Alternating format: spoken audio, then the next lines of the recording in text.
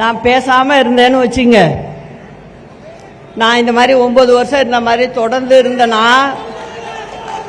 புரட்சி தலைவி அம்மாவுடைய வழிவந்த கழக தொண்டர்களுக்கும் தமிழ்நாட்டு மக்களுக்கும் நான் செய்கின்ற பெரிய துரோகம் ஆயிடும்.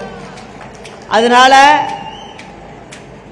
என்னை பொறுத்த வரைக்கும் ஒரு தீர்க்கமான முடிவு எடுத்திருக்கேன்.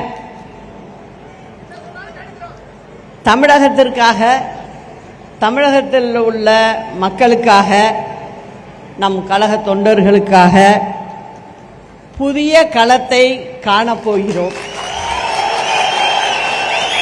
ஒரு புதிய கட்சியை ஆரம்பிக்க போகிறோம். இது ஒரு திராவிட கட்சியாக பேரறிஞர் அண்ணா, புரட்சி தலைவர் எம்ஜிஆர், புரட்சி தலைவி அம்மா ஆகியோரின் வழியில் ஏழை எளிய சாமானிய மக்களுக்கான ஒரு கட்சியாக, எதிரிகளையும் துரோகிகளையும் வேறறுக்கின்ற ஒரு கட்சியாக இது செயல்படும். நமது கட்சியின் கொடியை இங்கே அறிமுகப்படுத்துவதில் மிகவும் மகிழ்ச்சி அடைகிறேன்.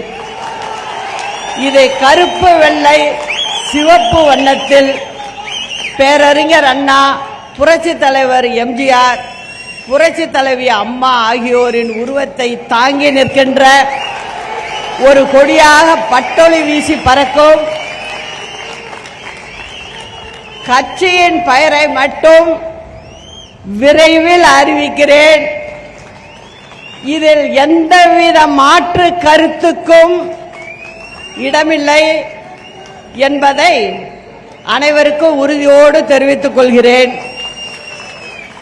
களம் காண்போம், நம் இருவரும் தலைவர்களின் பொற்கால ஆட்சியை அமைப்போம்.